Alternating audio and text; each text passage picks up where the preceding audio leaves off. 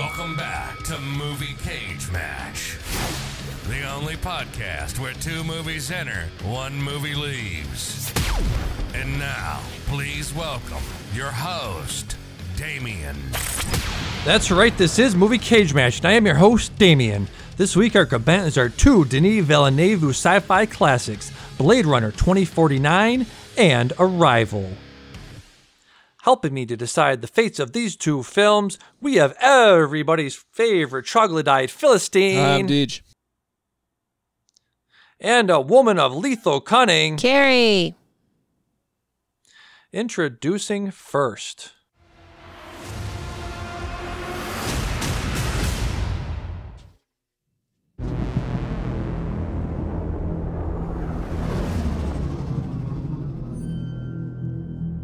Every civilization was built off the back of a disposable workforce. But I can only make so many. Happy birthday.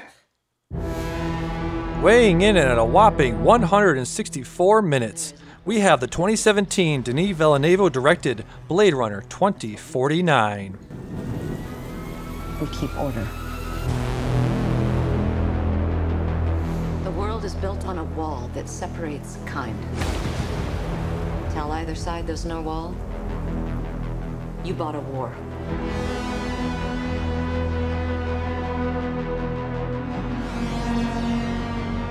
You're a cop. I had your job once. I was good at it.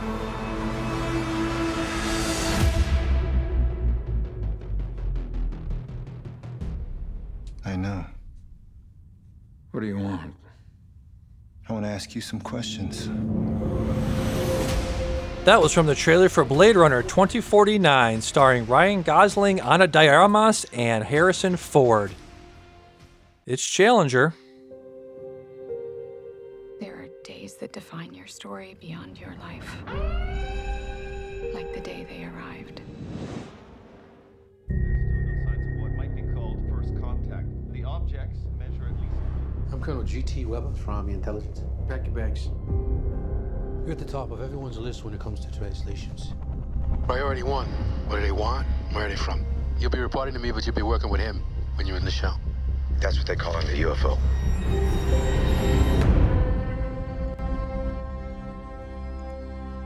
Weighing in at a respectable 116 minutes, we have the 2016 Denis Villeneuve directed Arrival. So what do they look like? You'll see soon enough. Every 18 hours, a door opens up. That's where we go in.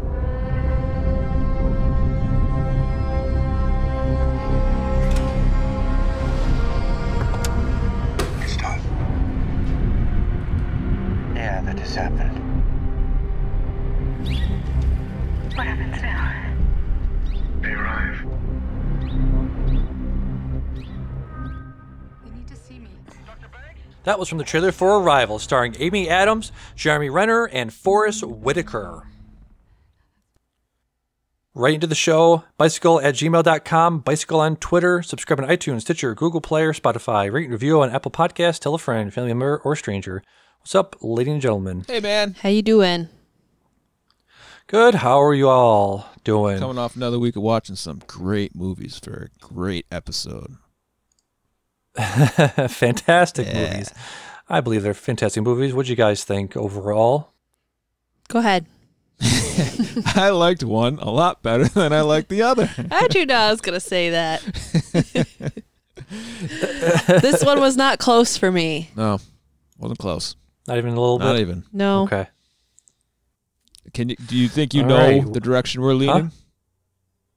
Well, yeah, you talked a little bit about it last week, so I think I have some clue, little kernel of an idea of which movie you might like more than the other, but we'll get into that. Okay. Yes. So, starting off, let's get into Arrival. Arrival was based on the 1998 short story Story of Your Life by Ted Chiang. The movie was released November 11th, 2016 in the United States and Canada on a budget of $47 million. It grossed $203.4 million. Received 8 nominations at the 89th Academy Award, including Best Picture, Best Director, Cinematography, Adapted Screenplay, but only took home the Oscar for Best Sound Editing. Travesty. It lost to Moonlight for Best Picture. Amy Adams was not even nominated. Travesty. Emma Stone ended up taking the Best Actress Award for La La Land. Yes, you said it was a travesty? Twice. I never watched La La Land, but I'm not sure Emma Stone deserved it. You don't think she deserves it over Amy Adams? Yeah. I prefaced that with I didn't watch La La Land, so. Oh, right. I'm shooting from the hip, dude. Pew, pew. Carrie, do you think Amy Adams deserved to be nominated? Yeah. I haven't. I'm not sure if I saw any of the other Oscar-nominated actresses, so I can't say whether she deserved to win or not. But I thought she deserved a nomination. Yeah. I thought she played the body expression, the body language, the expression thing really well. You remember how we were talking about Elizabeth Moss, how she does it so well? Amy Adams deserves some rub from in that category from this movie. Yes, I absolutely agree. She was tremendous in this. Probably one of her best acting roles. She's in something this week on Netflix that I feel like she's just like, God damn, what do I have to fucking do to get an acting nomination or a win or something? She's just going balls out on this new one, Hillbilly Elegy. Have you seen this season preview for this? I haven't. Yeah, it keeps popping up at the top of my Netflix. Yeah, I read something saying it was really bad though. Really? Yeah, I did too. That's a bummer. I did too. So that's unfortunate. A couple things here. Arrival was my number 2 movie of the 2010s. Blade Runner 2049 was my number 3. Edge of Tomorrow was number 4, and Logan was my number 5. Yeah. Going back and thinking about it, Mad Max Fury Road was number 1. Going back and thinking about it, I probably should have put Social Network as number 1. I love David Fincher. Love that movie. It's universally praised as one of the best of that decade. And maybe The Revenant and Wolf of Wall Street definitely I should have put in there somewhere. True. Yeah. Something happened when this movie came out. This movie came out the week of the election, the 2016 election. So emotions were running high. People were very tense after it. David Shen from the Slash Film Cast, which I still enjoy to this day. His actions did not stop me from listening. He tweeted. He tweeted, and I quote, "Guess I'll go watch Arrival and have white people tell me how to feel." And I replied to him. I said, "That is racist." And Dave subsequently blocked me after saying that. But I hold no ill will towards him. Can you give us some context behind that? What was his why did he say what he said? So he's a Asian American. He's a liberal person. I think it was the general feeling of like, white people basically elected Trump, and I think he was very pissed. I think a lot of people, including him, were pissed about that. So I think he was trying to relate the election to this movie, where it's basically Amy Adams, a white person, Jeremy Renner, a white person. Denis Villeneuve is French, but he's basically a white person. He's just saying like, I guess I'm gonna go to a movie theater right now and have white people, tell me how to feel right now. Okay. So, all right, I get it. Yeah, I don't agree with it. I didn't agree with it then. I don't agree with it now. But I can tell. You can see where he's coming from. Yeah. So one of my favorite movies of all time, back in the day, Contact with Jodie Foster and Matthew McConaughey. I believe it came out in 95, 96. There's homages to Contact in this movie in Arrival. The use of the Hokkaido as the site of an alien contact. This is where the second secret vessel was constructed in Contact. Have you seen Contact? Gosh, many, many years ago. I have very little memory of it. Yeah. Sorry, man. That's okay.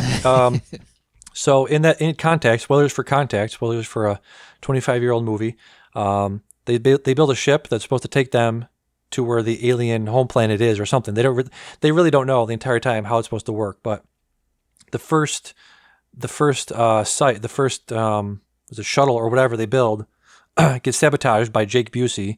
He blows it up. Son of Gary Busey. He has his father's teeth. Oh. You can definitely tell he's his son.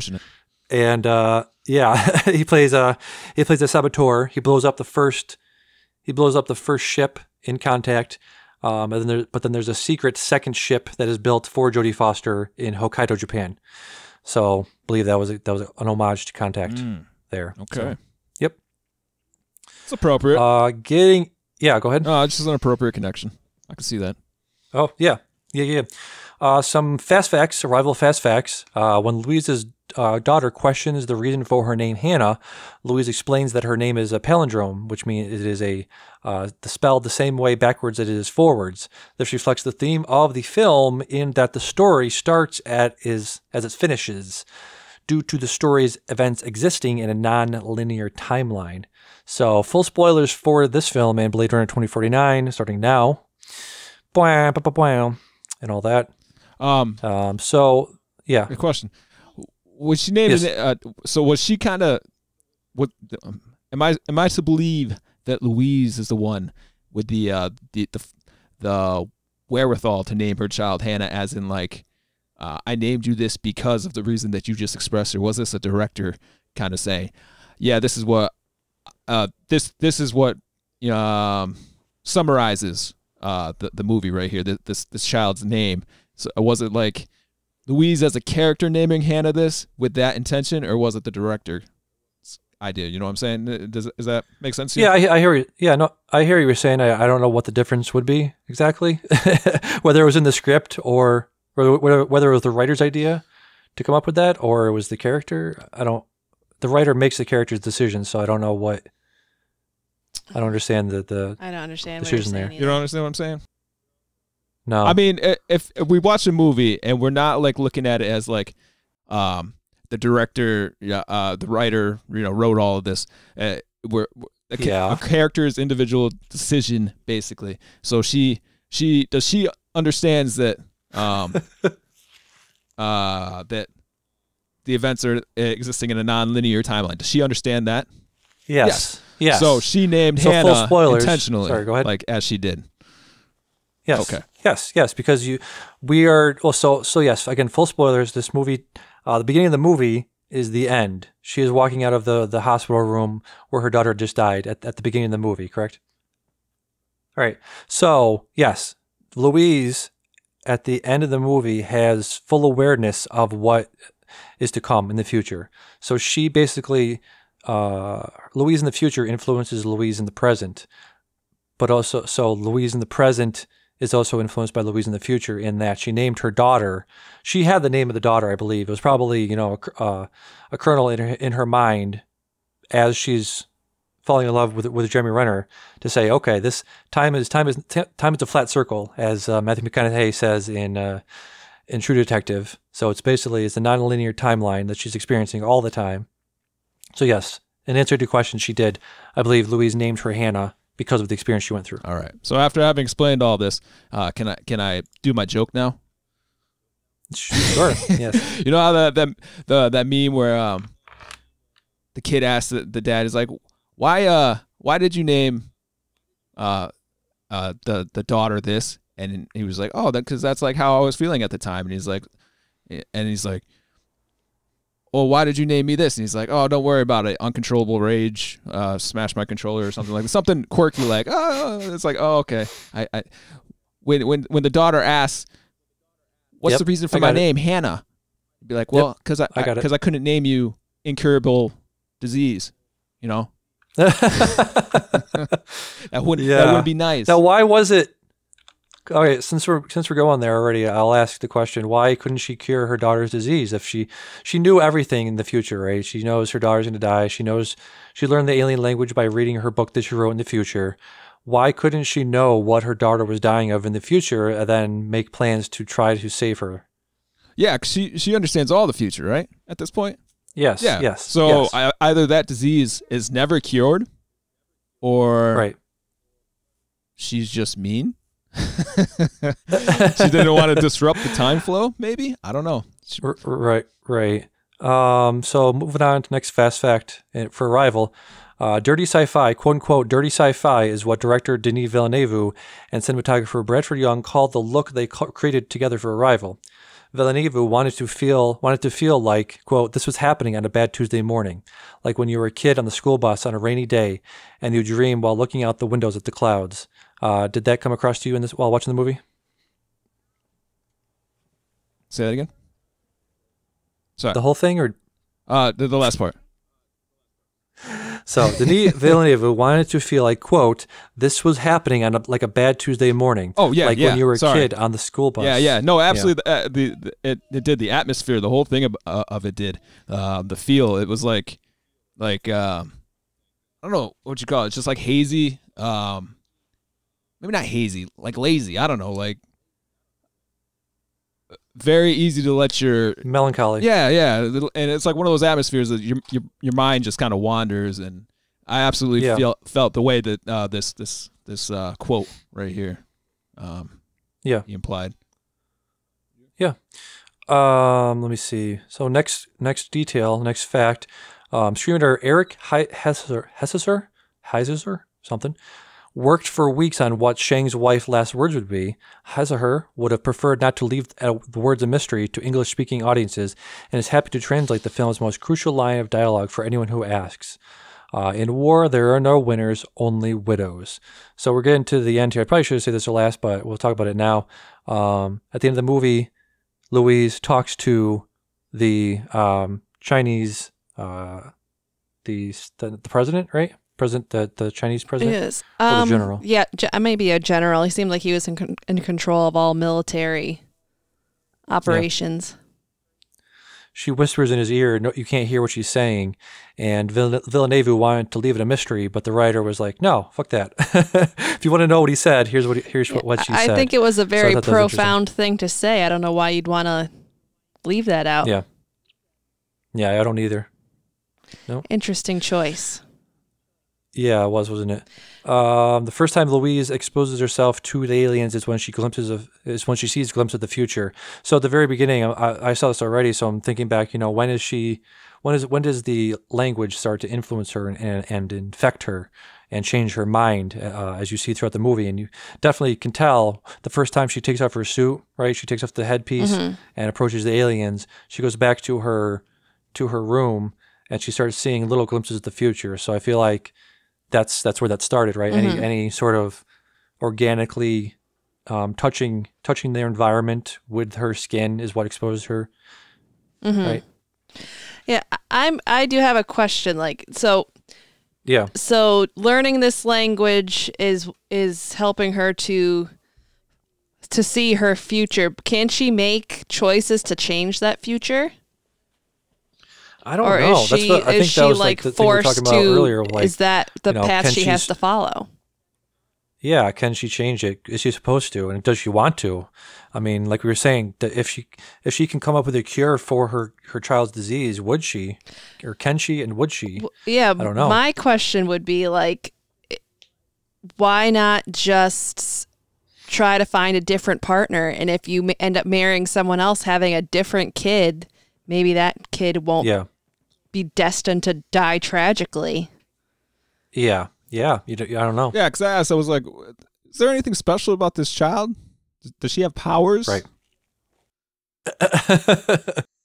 No. I don't know. I think the message is just like, if you know your future, if you know what you're destined to experience, will you still go through the motions? Will you go still through the actions that'll bring you to that point?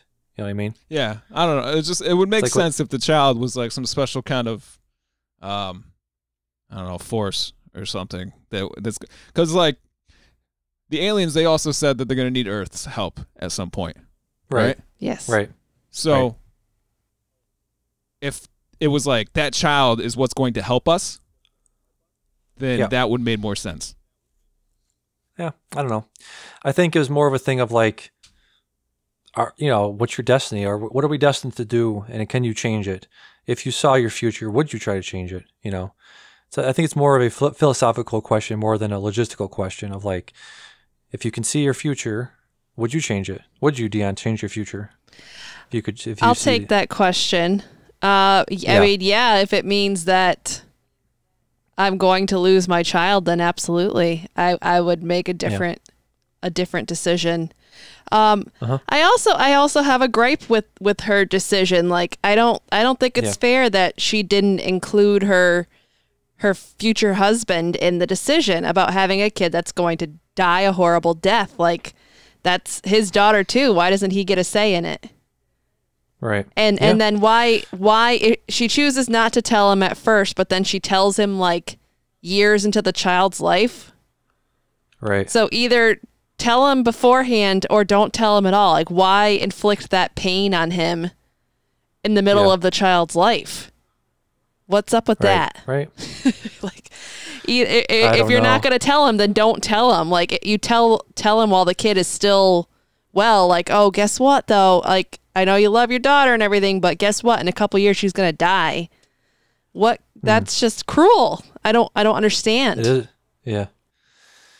I think it's a thing of like this is the only path she was going to go down. She saw it. She knew it was already happening, right? I think maybe it was also a thing where the path where she diverted catastrophe with everyone killing each other with the weapons or not listening to the aliens, that same path where the world survives is the same path where her daughter dies. Oh. So if she changes the events of her daughter dying, she might have changed the events of the world. I guess I didn't think of it that way. Into repair. Yeah. So if it's your child has to die so that everybody else in the world may live peacefully, that's a different decision. Right. But I still don't see why she had to tell her husband. I wonder if it was a thing where she told her husband, it wouldn't have happened. None of it would have happened if she told her husband beforehand. Or like, she didn't tell him though. Like, she never told him that the daughter was going to get sick and just waited for it to happen. But that's the thing. She had to let everything happen the way it did. Like Doctor Strange in Infinity War, he had to let all the events play out as they did. He had to let half the universe die in order to beat Thanos at the end. She had to let her daughter, she had to let herself fall in love with Jeremy Renner. She had to let him have the baby. She had to let him make the baby. And she had to let her kid die in order to save the world. All of those things had to happen. She couldn't have prevented Jeremy Renner and her from having the kid. That might have prevented. Again, this is a theory of mine, but I think that it's really not much of a choice. The future happen. It's really just her having to follow the path. It's not really much of a choice then. Exactly. Interesting. Yes. Yeah. Good discussion there. Do you want to talk about your that guy for this movie, Mr. Of course, Mr. How do you say his name? Stubarg. Stubarg. He did a good job. I mean, not my favorite of his roles, but he's that guy. Yep. Talking about Mr. Stubarg, there's a part in this movie where he's talking about a Hungarian word that means basically divide and conquer. And I looked it up, and the word that he's talking about is a Hungarian word, and I'll try to pronounce this phonetically. Good luck. Thanks. Salam itika. The Hungarian word that means divide and conquer. Salami, it basically means salami tactics, known as the salami slice strategy or salami attacks, is a divide and conquer process of threats and alliances used to overcome opposition. So that was the salami. word he didn't disclose. Huh? Is salami Hungarian? I don't know. Could be. Like, you mean, does it come from there? Did they invent it? Yeah, is it a Hungarian food? Yeah, it very well could be. I'm not sure about the origins of salami. I'll have to look it up later. Yeah. Yeah. Amy Adams is a freaking witch. She's one of these people that just doesn't age. She's not aging appropriately as she should. Does she have? Right now, does she's she 46, have children? So this came out 4 years ago. Huh? Does she have her children in real life? Does she have kids in real life? I don't know. Let me see. Having kids ages you. I'm speaking from experience here. People used to always comment on how young I looked before I had kids, and then I had my second child, and it hasn't happened since. Let's see. So Miss Amy Adams, let's see, had a kid with her husband, Darren Legalo. She had a daughter named Aviana, was born in 2010. Oh, man. And we should find out her skincare routine then. Really? So she's 46 now. So this was filmed four or 5 years ago. So she would have been 41. She looks like she's 25. She looks fucking amazing. She looks ridiculous in this movie. So we already talked about this next one. So do you want to introduce to Blade Runner? I'd love to. Please. Thank you. Blade Runner 2049 was released in the United States on October 6th, 2017. It was considered a box office disappointment, grossing a measly $260.5 million worldwide against a production budget somewhere in the range of $150 to $185 million. Blade Runner 2049 was nominated for and won several accolades, receiving 5 nominations at the 2018 Academy Awards, winning Best Cinematography and Best Visual Effects. This was Roger Deakins' first Oscar after being nominated 13 times. He won again in 2020 for 1917. Blade Runner 2049 lost to Dunkirk for Best Sound Mixing and Editing and to The Shape of Water for Best Production Design. Thank you. It was very well done. So yeah, what did you think of Blade Runner 2049? What's the matter? You don't want me to read anymore? Okay, ass.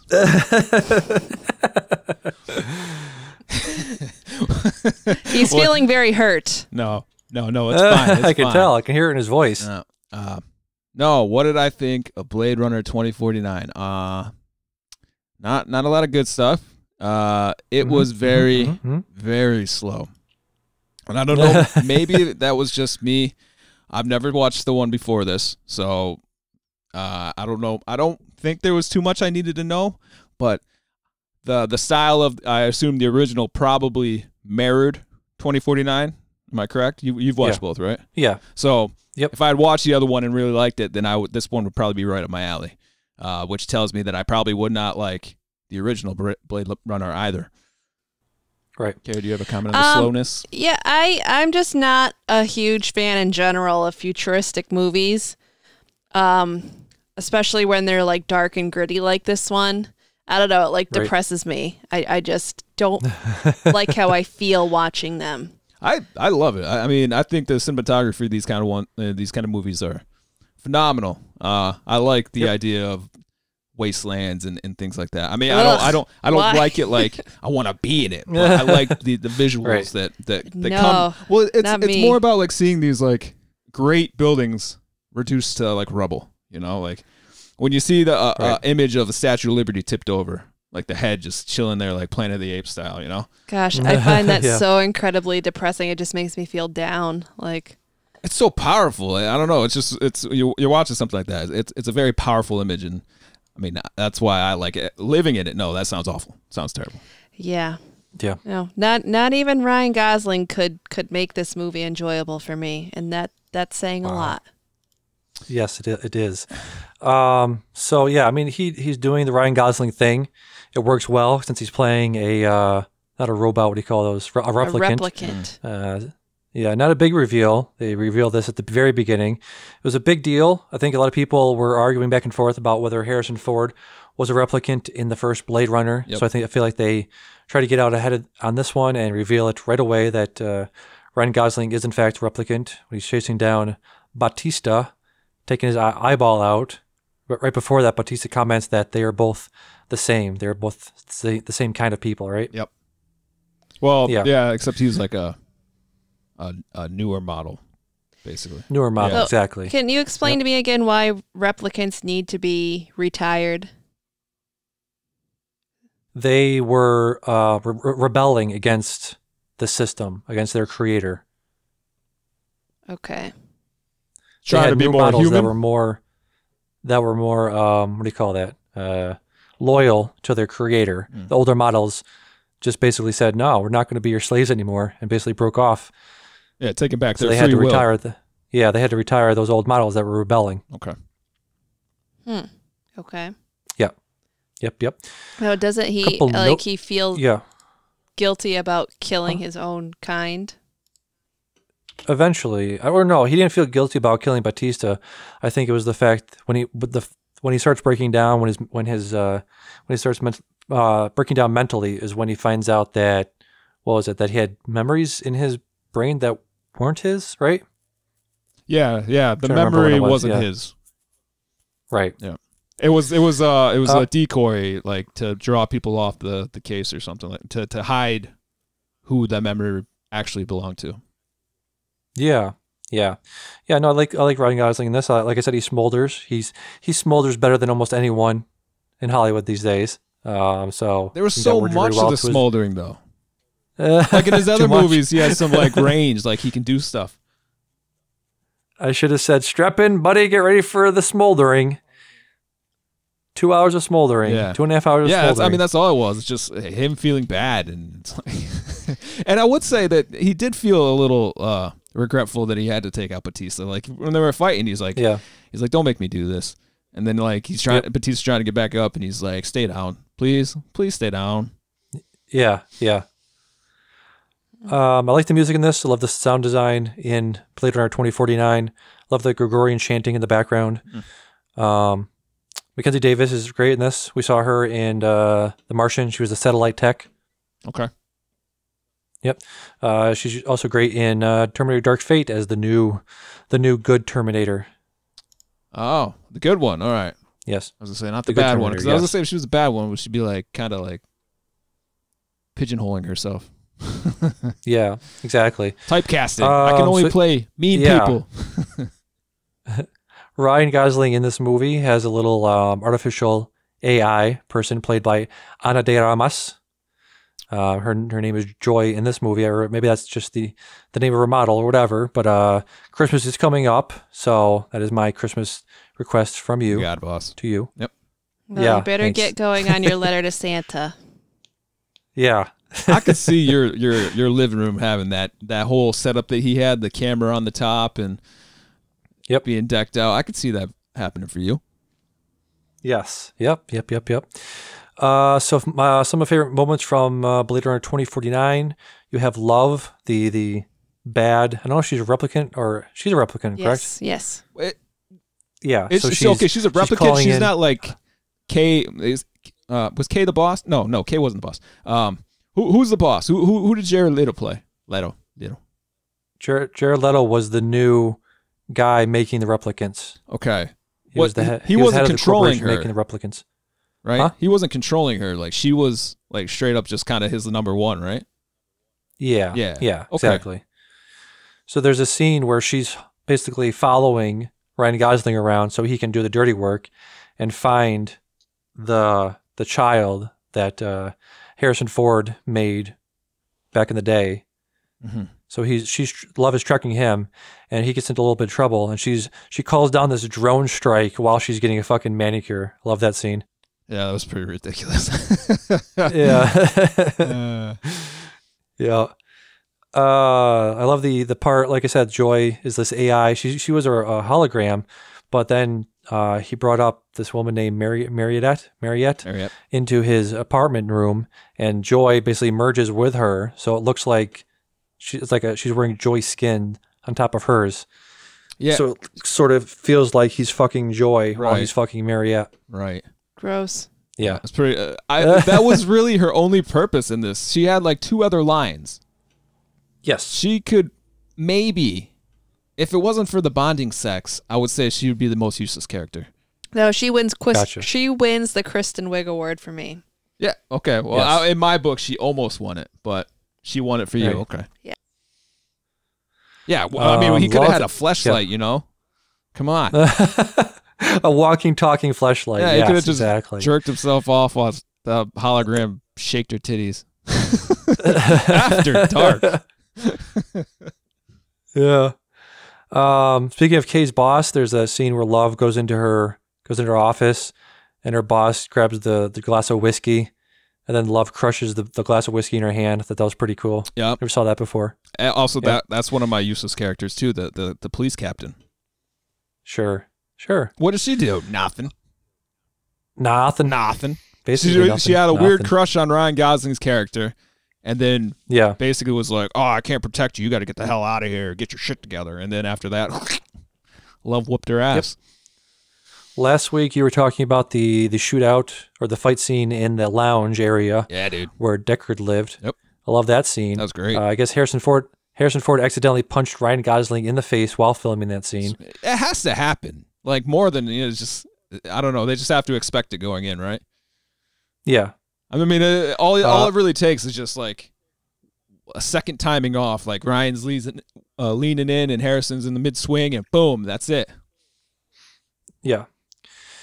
There's this part, very, very nice little cinematic flourish when the embers from the fire, after Deckard is taken, he's kidnapped from his apartment building, and there's this part where Kay is sitting near this fire pit, and the embers from the fire pit transform into the city skyline. I thought that was a pretty clever shot.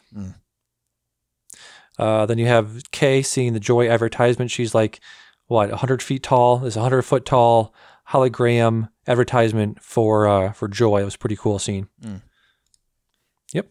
Anything else? Any scenes you guys want to mention that I did not mention? No. For the moments, I think you pretty much covered them. I don't know. Maybe just I don't know. Like I said, I kind of like the settings, like all of it. I liked when they crashed down came down on Batista's house.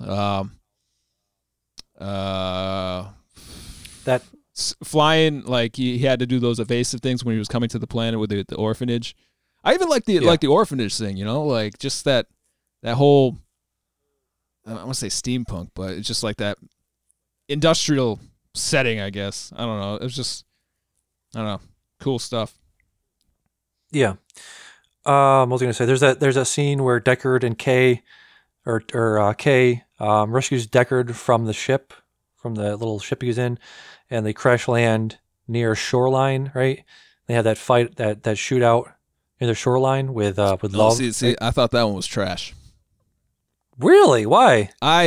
It just was, I don't know. Something about it it's just so cheesy. Like obviously he's strapped to the Kay's getting his ass beat in. And then she was just like going back to the ship, and Harrison Ford's drowning over here.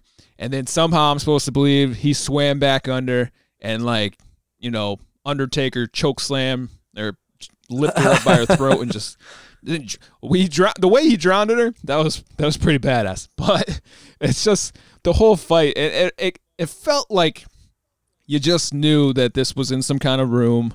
They're all in a little pool, and they got artificial rain coming down on them. That's what it felt like to me. It just seemed, whenever they're doing these water scenes, it's like the lighting, and it treads a very delicate balance. And I maybe it was just me. It sounds like it was just me, but I felt more like they were kind of like in a YMCA with the lights out than actually having actually being inside a river and some real danger. Like maybe if they had some like lightning streaking through the sky or something. It just seemed a little hollow. Just seemed like your basic, I don't know, like your end fight scene, I guess. But just I expected more flair, I suppose. When you see all these other things like these holograms popping out, you even had that fight scene in the lounge, and the music kept popping on. But this fight seemed just kind of so basic, just a lot of water, rain, and that was it. I guess I'm always impressed when I see like actors actually doing their own stunts. Harrison Ford's probably like in his 70s right now, and you could tell it was him the entire time. So I guess that part impressed me. Well, yeah, let's see what happens if Ryan Gosling accidentally knocks him in the face, Dusty old fart, break his jaw. Let's get to some categories. Picking nits. Mr. Jeremy Renner in Arrival is not in Amy Adams' league, in my opinion. This is my opinion, but I think Jeremy Renner is not in Amy Adams' league in terms of looks, personality, or acting ability. Agree or disagree? Or believability as a scientist. Yeah. Like, how do we make Jeremy Renner look like it could be a scientist? They gave him glasses. Let's put him in some glasses. Yeah. Now he's a scientist. Come on, people. You know what he needed? He needed the wire type glasses the Batista had. The ones that and a pocket protector, right? And a pocket protector. Yeah, that's what it would take. I already talked about Louise not figuring out the cure for his daughter's disease. Any picking nitpicks for you guys? Yeah, I already talked about how she didn't include her husband in on any of the decision making. I missed that part. Yes. Yeah, I wanted to get onto that. Yeah, I absolutely agree with that. Yeah, find somebody else to procreate with. If she knew the child had no kind of impact on the future or anything. He wasn't in the room for this conversation. Yeah, I'm sorry. I had to he was taking care of our own child. Damian's like, am I having deja vu? I don't even know. But go ahead. Can I just sum up my counterpoint was that the trajectory that she was on, the timeline that she was on, involved the world saving itself and the world surviving. And what I was saying was that if that timeline diverted at all, meaning her child not being born, her child surviving, any divergence from that timeline would have meant that the timeline where the Earth survived would not have happened. So that's fair. That's fair. Yes. So best guy category, best that guy category, one of my favorite categories. We all know that guy for Carrie and Arrival. We already talked about it. Right. But Batista in 2049, Blade Runner 2049 has a couple of guys. I'm interested to hear Dion's. We have Batista. We have Lenny James, who played Morgan in The Walking Dead. Mm-hmm. We have Edward James Olmos. And for me, my last guy, that guy was Barkhad Abdi from the I Am the Captain Now guy. Okay. So, Dion, who's that guy for Blade Runner 2049? Who is Wood Harris? Harris was in The Wire. He was also in Remember the Titans. Julia. Gotcha. Yep. And Remember the Titans is my jam. So, Wood Harris you is my might guy. actually understand the category now. I got you. You got it. Good. Yes, you did. That okay. Yes, your first that guy in cage match history that you nailed on the head. Good job. Round of applause. Congratulations. Lenny James was my second, but I thought Walking Dead was kind of I pick Walking Dead big, guy. But yeah. Wood Harris, that was my dude. I want to fight you on Batista, though. I mean, it kind of depends on... All right. Well... I mean, what you know. I was a wrestling fan, so Batista's a kind of big league. You know? He is. So, I thought he probably didn't deserve this. Because Carrie was like, first thing she said, is you're that guy Batista? I'm like, no. I know who Batista is. So, yeah. I don't think he belongs on this list. Kristen Wiig Award, Most Lucy's Character Award. I have Batista in Blade Runner. We talked about a bunch of people in Blade Runner. I agree with all the mentions, all the guys you've already mentioned. And everyone that is not Louise in Arrival. What do you think about that? I think Whitaker, the general, particularly. Yeah, I just thought that it's like, all right, I'm gonna bring you here, and I'm gonna tell you about the alien. I feel like Michael Stuhlbarg's character could have done all that. Yeah. Which could be, a little bit of, Hollywood here where, Whitaker is African-American. So. And a big name. Kind of divide the roles up, give it some star power, and at the same time, do some, it's slipping me, but, get some diversity in there. My pick, it might be kind of out there, but Jared Leto's character. I felt like he didn't need to actually have a character, because if you think about it, what's her name? His android. Love, yeah. Love was doing all the dirty work. And we could have just had Leto being either not even that. We could have just said Love is the representative. They could have combined the characters. Yeah, keep Leto off character and just have Love doing all the dirty work and have a telephone call or she received notes or something like that. His character seemed unnecessary. I don't like Jared Leto. I realized. He doesn't do it for me. Don't like him. I don't know what it. I can't really give a reason why. I just was like, he's tough to work with. I just don't like you. I've heard that. Yeah. Yeah. Well, yeah, but besides that, all he did was he gutted a synth. I'm gonna call them synths. I forget what they're called. Replicant. Yeah. Replicants. Yeah, that's all he did. And he just said weird shit all the time. I do like that scene where Harrison Ford meets the I forget what her name was, but she was in the first Blade Runner. You had not seen the first Blade Runner. That scene probably didn't make so much sense to you, did it? It was his wife, right? Yeah. Yeah. Yeah, Sean Young. Yeah. I mean, I went back and did some research a little bit on Blade Runner. So, yeah, she was. Yeah. I mean, I know the history. I know who she is, and obviously the big reveal was kind of like, all right, if he's in this movie, then she has to have been from the movie as well. Even if I didn't go back and research it, it would just make sense. Yeah. Yep. Apex Mountains, Amy Adams. Let's start with her. What do you think was her best role, her biggest role ever? First, we have The Office hot girl, Katie in The Office. Katie. Enchanted, Man of Steel, Sharp Objects, Leap Year, or The Muppets? You mean besides Arrival?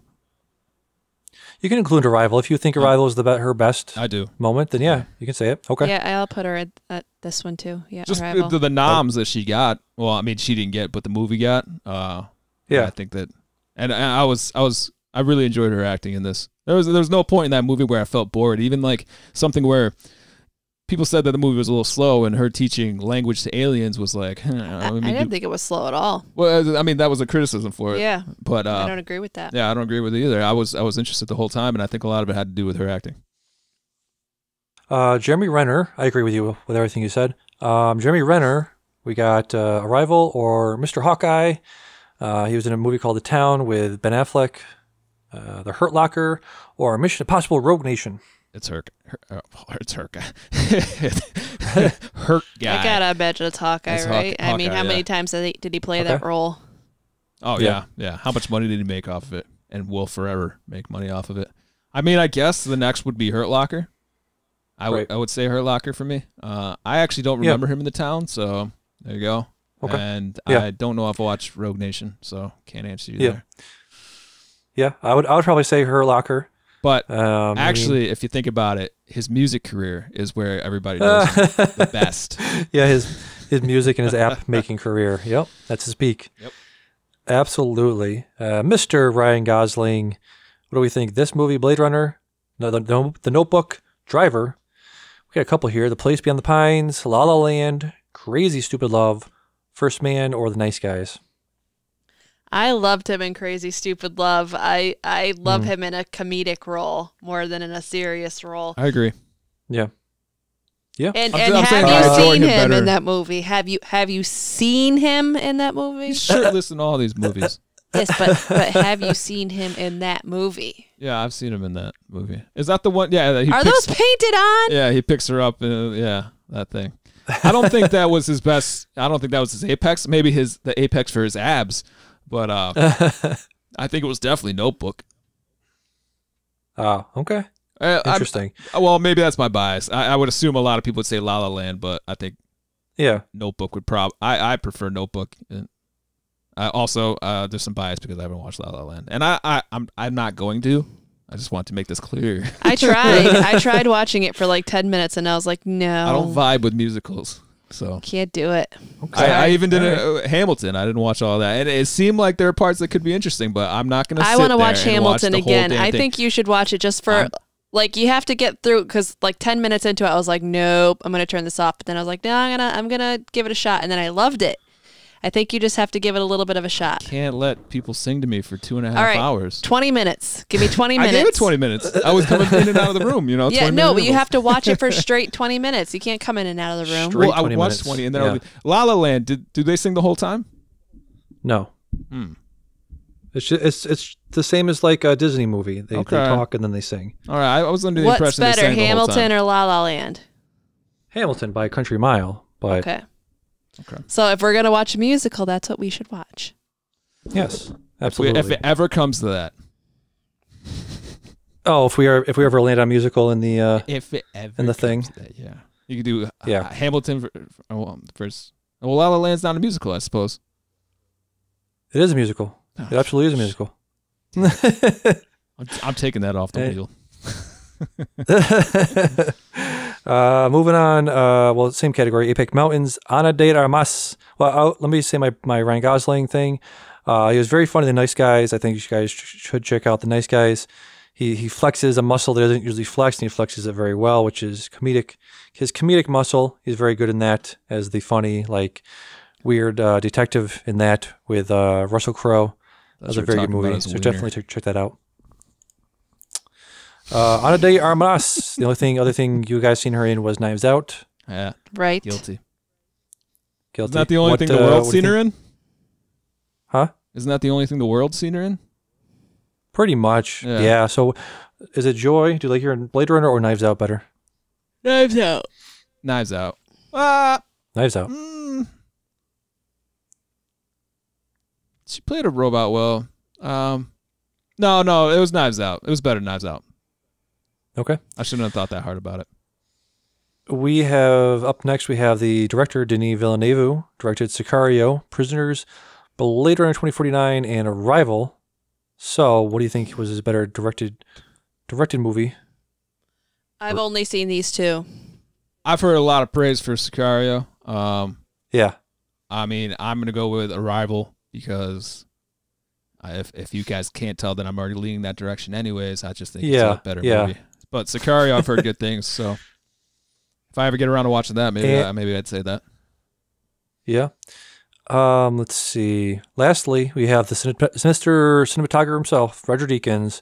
You guys have seen a bunch of his stuff: Blade Runner 2049, 1917, No Country for Old Men. He did not do Arrival. I thought he did, but he did not. He also did Skyfall. What was your favorite Roger Deakins shot movie so far? Okay. 1917. No Country for Old Men. Really? Okay. I will actually say I really liked his camera work in Skyfall. There's other things he's done. I never watched Skyfall, so that's one of the things that I got to get around to watching Skyfall. It comes up a lot. Yeah, it does. It's a very good movie. So I believe that'll do it. I interrupted you. I'm sorry. Did you want to finish your sentence? What's that? You said Skyfall, and then I kind of interrupted you. You were talking about cinematography. He works with Coen Brothers a lot, so he does a lot of their cinematography. Basically, you can go through their whole cinematography or filmography and anything that he's been part of that's really well. So I'll say, for my one pick, I'll pick the Coen Brothers library of movies for Roger Deakins. Okay, that's fair. Yeah. So I believe that'll bring us to the end here. Let's see. Let me look up the scores real quick. Do you guys want to make any closing comments about these two movies? Okay.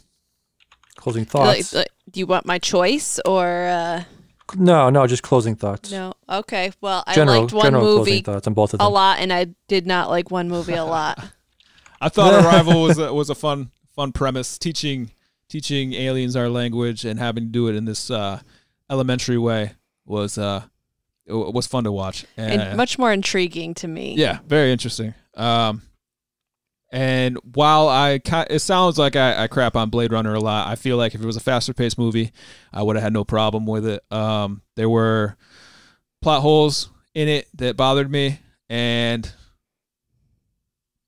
I wish there was more out of what's his name? Ryan Gosling? Yeah, sorry. Brain fart.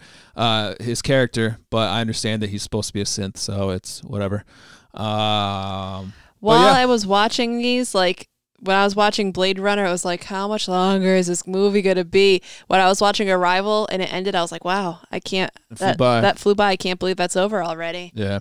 But I mean, the cinematography in both of them were great. Blade Runner was the wasteland stuff. That was just good stuff. Arrival, what the guy wanted to achieve, he achieved. And that's kind of why I lean that way. Like everything that he was shooting for, I saw, and I respected. So with that, Blade Runner 2049 got an 88% on Rotten Tomatoes as opposed to Arrival's 94%. So with that, Carrie, would you prefer Blade Runner 2049 or Arrival? Arrival by a lot. Yep. Dion? Arrival. I'll say Arrival as well. Hey, Another unanimous pick. Yeah, Kira's right. Yeah, you kind of tipped your hand right in the beginning when you said Arrival was your 2 and then Blade Runner was 3, so it'd be kind of weird if you picked the other one over the other. I don't know how that would have worked out. Yeah. The swerve, bro. It's a swerve. Yep. So congratulations, Arrival, for being one of the only unanimous decisions on movie cage match. Dion, can you bring up that wheel? Tell us what we might be watching in 2 weeks. Listen, I'd bring up the wheel if it wasn't completely obvious, but in 2 weeks it's going to be the weekend before Christmas, so we're watching Christmas movies. Oh, okay. Yes, that'll really you are saying that. Yeah, and when I say Christmas movies, we're watching Die Hard and Die Hard 2. Yeah. Let's see. Because they would not be in that building if it wasn't for a Christmas party, and there would be no hostages to take, thus eliminating the entire premise of Die Hard. So yes, Die Hard, Christmas is necessary. It is a necessary element. It is a Christmas movie.